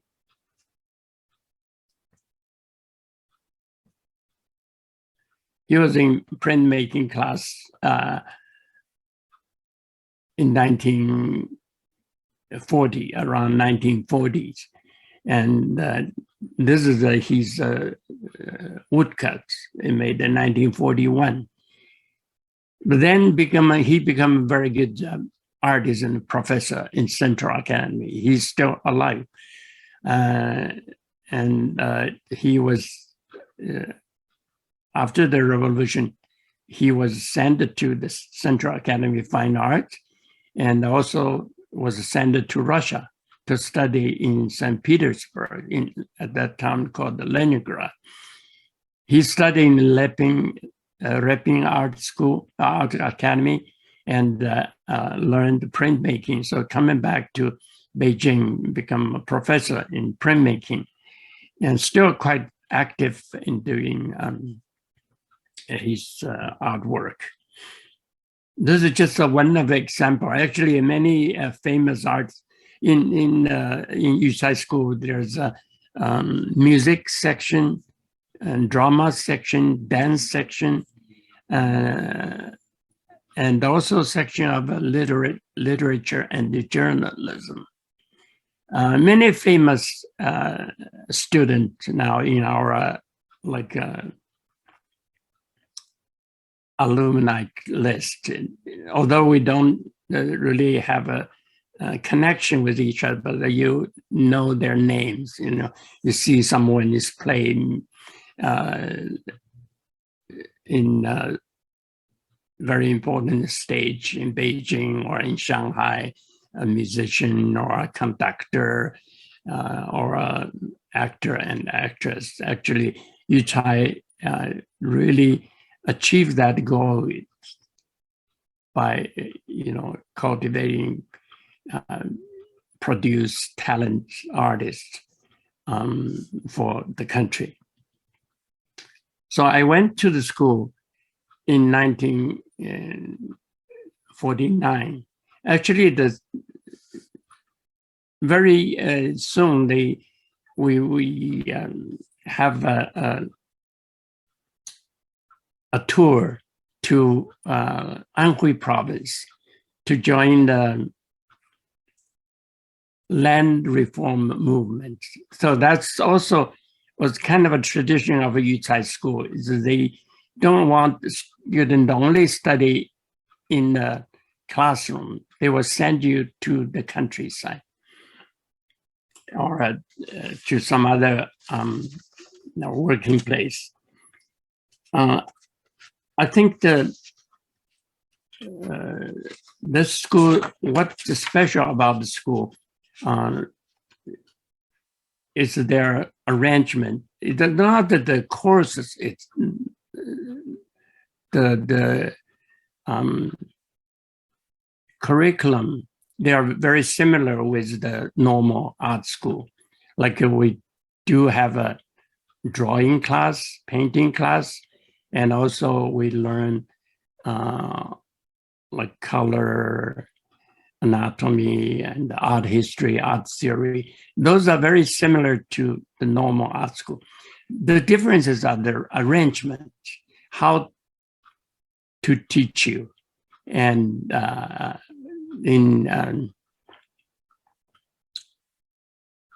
what kind of the class arrangement. So I think the 4 years, why I say it was the most influential to me is because it's not just an art school. Actually, you learn how to become a good person. You learn, it's as the Tao Xing mentioned, that's a life education. So I just summarized that there was 2 things that I think this school, why it's so special. First, the Ejaz school was a school full of free spirit. There's no other school I have attended that enjoy this kind of freedom. So freedom is one of the very special feature of the school, because Tao Xing's principle of learning is to exalt freedom in the pursuit of truth and to make students becoming an authentic human being. Tao believes that the purpose of freedom is to make people know their own nature and not to be subject to others. At the same time, they must respect the freedom of the opponent and also tolerate different opinions. So we actually in this school, I think compared to school later on, I went to the academies and the other normal high schools. This school really had this kind of environment to let you learn, to grow your own individualism and your free spirit for the creation and your practice. One example is like in China, we respect our teachers. And one of the ancient scholar, Confucius student, Yan Hui, he said, 一日为师，终身为父. One day, a teacher become lifetime your father, right? So in Chinese, they make 师 and 父, teacher and father together, a word. They call it 师父, like a teacher and the father. So this is normally you respect as your leader, you're higher than you. But in Yucai school, we call teacher big brother or big sister or elder brother. We call it 大哥大姐. So that was very new. When I entered the school, I was a young kid. Like then I was introduced to someone, they said that this is 张大哥, this is 李大姐. It's like a family. You immediately feel that equality. You went to a family, a much closer relationship.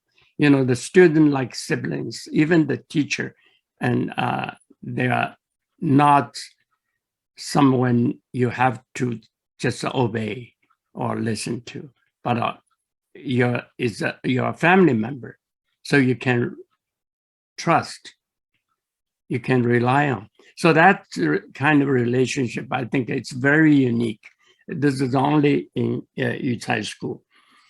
And we learn how to become yourself. And this kind of a free spirit, I think, really lasts in many student life. Like we find all the students from Yiqing school, they had this personality as a 自由散漫. Always criticized when we were in other school, we were criticized. Yeah, not like a normal student. You don't listen to the authority. You don't follow what the teacher said. And you always have your own idea, which is not encouraged in China. Even now, I think now it's probably even worse. And the second thing is Tao advocated learn through practice.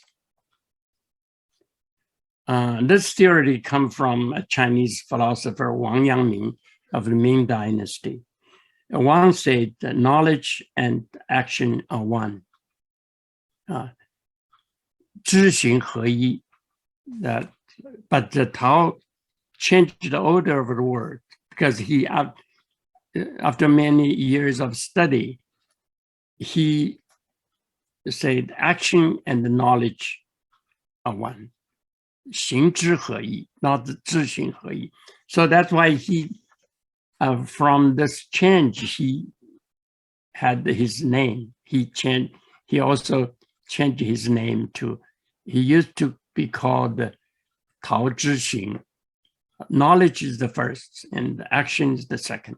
But then he changed his name to Tao Xing Zhi. Means action is the first and the knowledge is second. So this is very important. He emphasized that students should search truth through hand-on participation, through a practice. So the content of the study, like as I said, is not too much different with the normal art schools, but in Yiqing, our teachers especially emphasize sketching. I think this is a little bit different because they, from day one, they ask me to carry a sketchbook. Everyone catches sketchbook. And then you go anywhere, not only in the classroom, but we go to see a performance, like our schoolmate playing violin or piano or dance, we have to sketch. And then we go to countryside, we go to other events, we always carry the sketchbook. So, and our teacher also is very good in sketching, like Wang Qi, Professor Wang Qi. He come from, I think, 1950. He was teaching during the war in Chongqing, but then he left. He was in Hong Kong when China had the Civil War. But after 1950, he come back to Shanghai. He immediately become our leader. Everybody follow him. He's like a sketching style. We went to the countryside together. This is in the middle. The guy has a scarf, and the hat is Wang Qi, Professor Wang Qi, and we are in like this bullock cart in the country during this land reform movement. I am in the third one from left.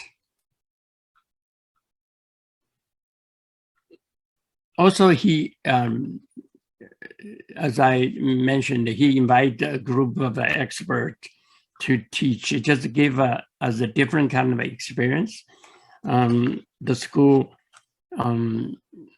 also asks a student to practice not in your only professional field, but also learn to work in the office, like work in a kitchen. There's a part of the education is how to adjust yourself in all parts of the life. I remember my best experience was I was sent to the library to become, they called the little librarian. So I worked there as a librarian, but I had the best chance to read all the books there. So I had the chance to read all literatures from West to East, and also have chance to saw art catalogs, art books from ancient to modern. So the time of working in the library really broadened my view of art. I think I learned more than I learned from teachers. But also I learned how to be responsible, how to work hard, how to serve people. Those are from firsthand experience. I think it would become quite important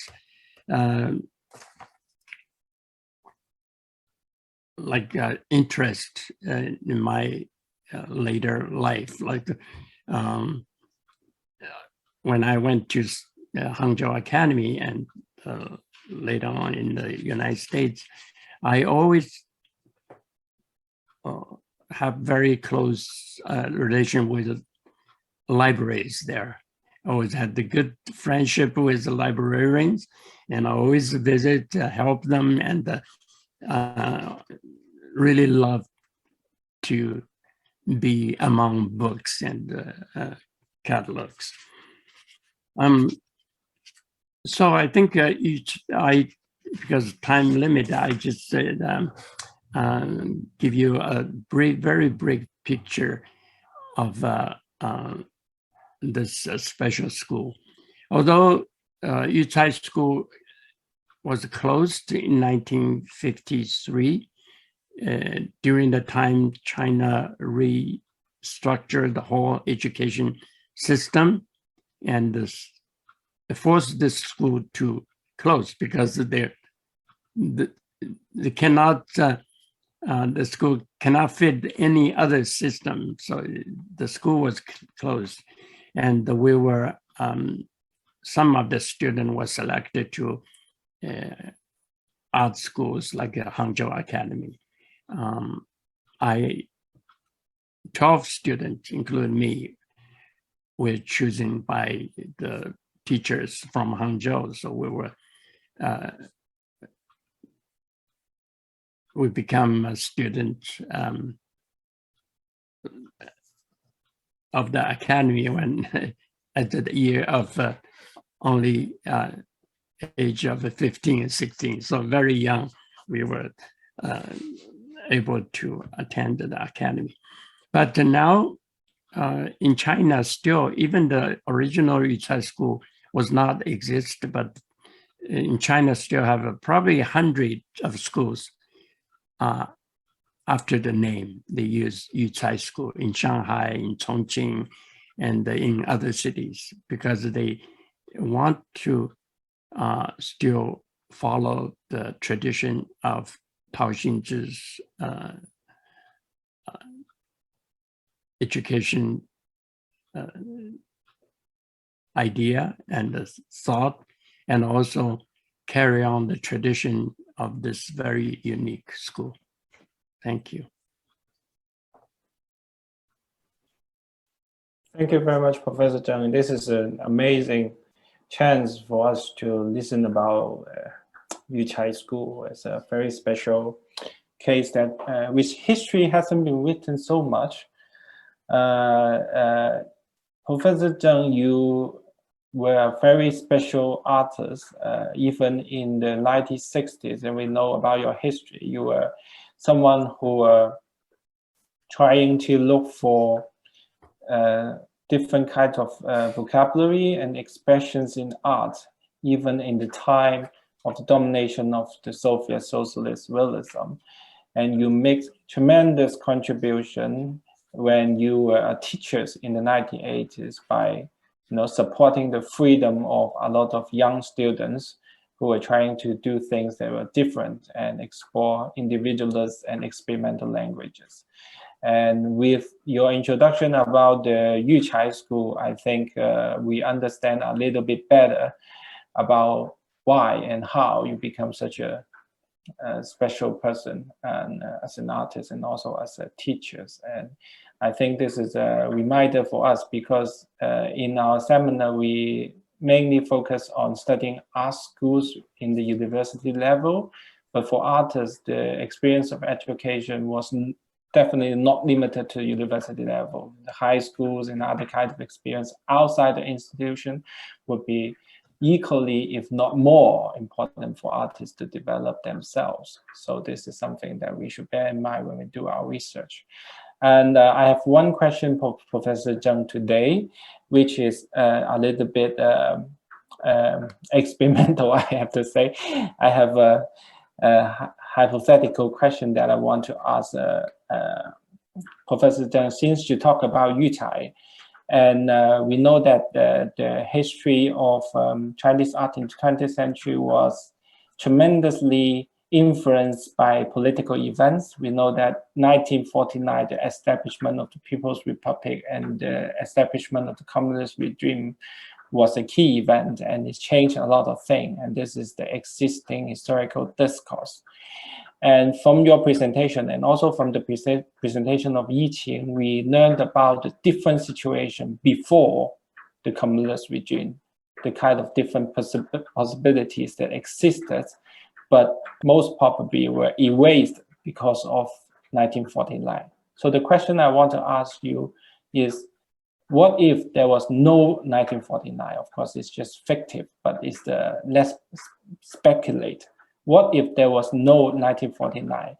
Would you think that models of Yuchai will become the kind of mainstream in Chinese art education, the kind of art education that is about integration of different kinds of art forms, that is about encouragement of freedom, that is about deconstructing the power hierarchy between teachers and students, which is, from today's perspective, is of course more idealist, comparing with the Soviet model, which is about technical and medium specialization.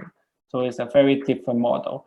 Do you think that will become a mainstream if there was no 1949? Would you think the models that, or the paradigm that Lin Fengmian and Wu Dayu encourage would become more important if there was no 1949?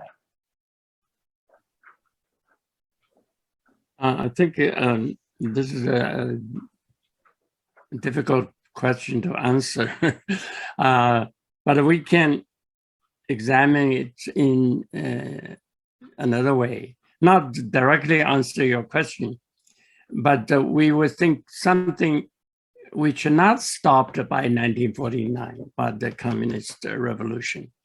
Then we maybe will see the path, how this those art schools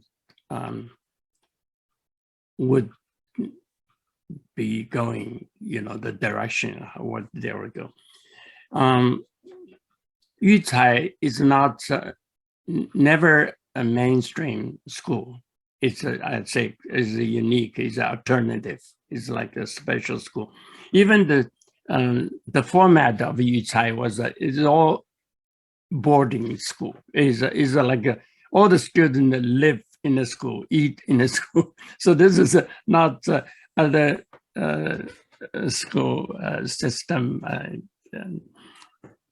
Not the same as most Chinese schools. So I cannot say if they can continue, because besides the philosophy which conduct of the education program, but also there's practical problems like financial problems. This is like a little colony in the country which have its own independent supporting system.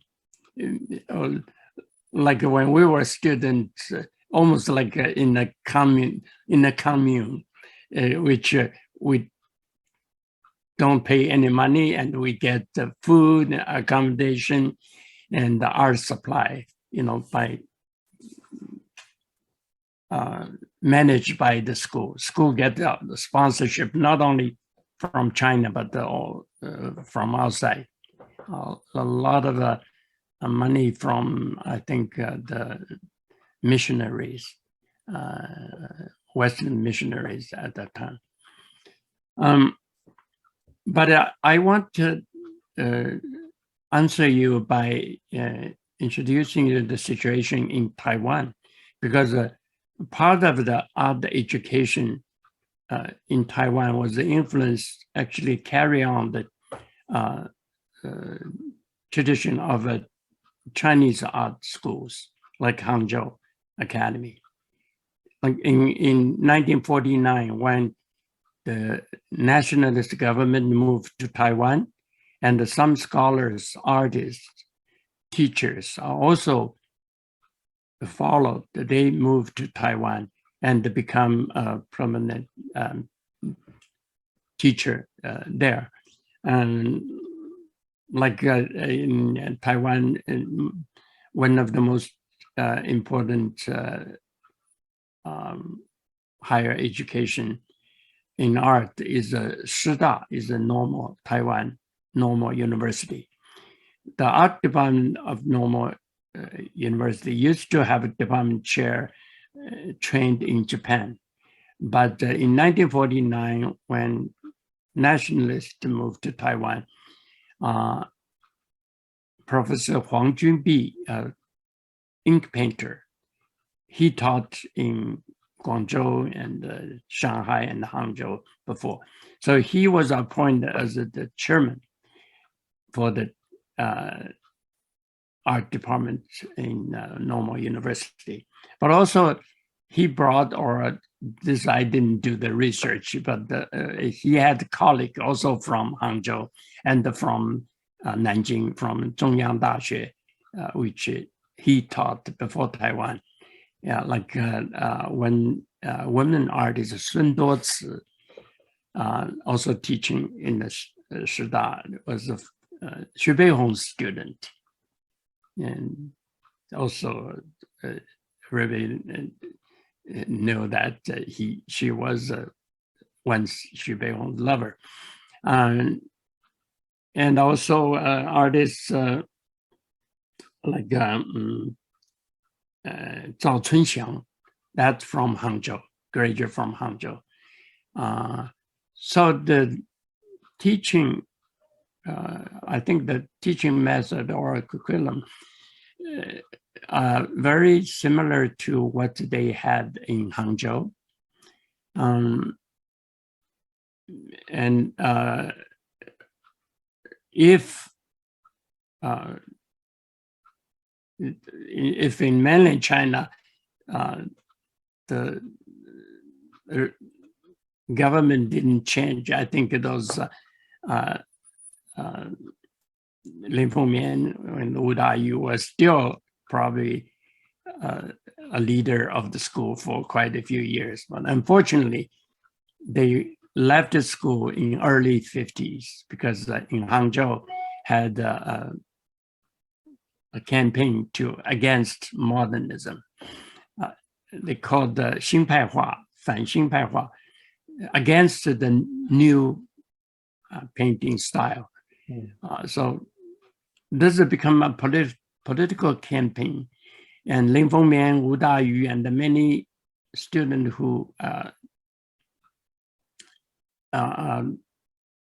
like follow their teachers, they were criticized.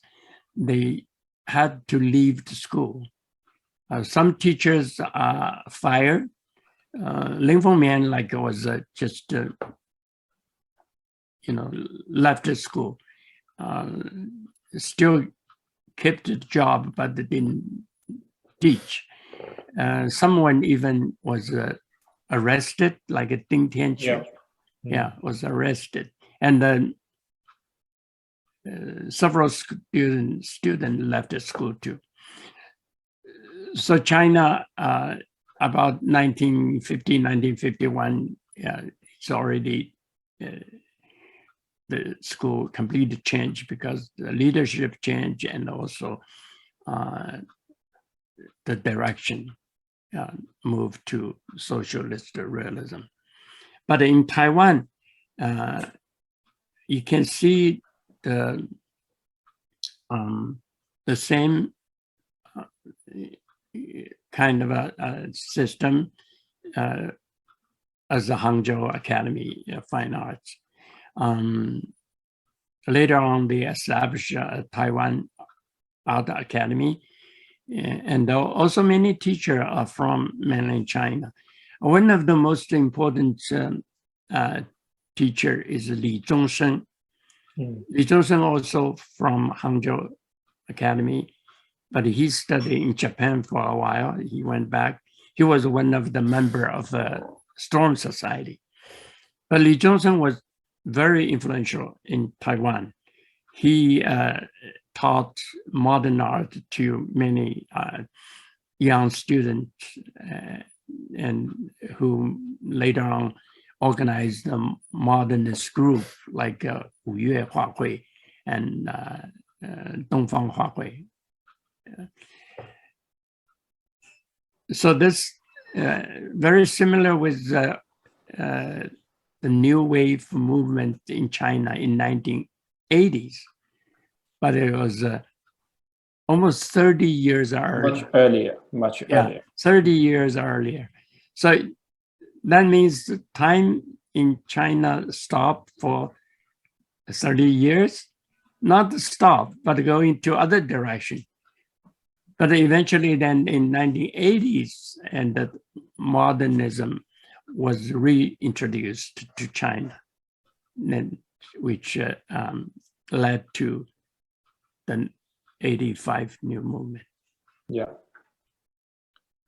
I think this is something that is fascinating to think about when you think about 1949, the things that happened, the changes of trajectory in the mainland China, and compare that with the developments in Taiwan and Hong Kong, for example, the kind of different possibilities that could have been. I think this is something that's fascinating to think about. And also looking at comparing about the histories of these places, we can understand each of them better by the different developments in different places. Professor Zheng, thank you very much.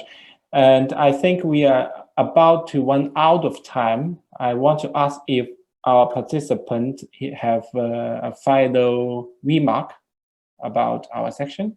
If anyone have some final comments. So I think I'm going to conclude, and I thank you very much for Yiqing, Vishal, Zohreen, Amina, and Professor Zheng to have this section with me. I think this is amazing. I learned a lot and very enjoyable one. And I'd like to thank all the cohorts and speakers that have shared about their works in the last 5 sections of the symposium. And I would like to thank all my colleagues at Asia Art Archive who helped to make this happen. And also, of course, very importantly, the support from Getty's Foundation's Collecting Art History Initiative. We will still have another program during Documenta with talk by Salima Hashmi and Professor Zheng Shengtian. I think it will happen on the 21st of June in Kassel. And I think some of the cohorts will go to Kassel and participate in this event. So stay tuned for that. And again, thank you very much for joining us today in this section. Thank you. Have a good day. Thank you. Bye-bye. Thank you. Bye-bye. Thank you for having us. Thank you. Bye-bye.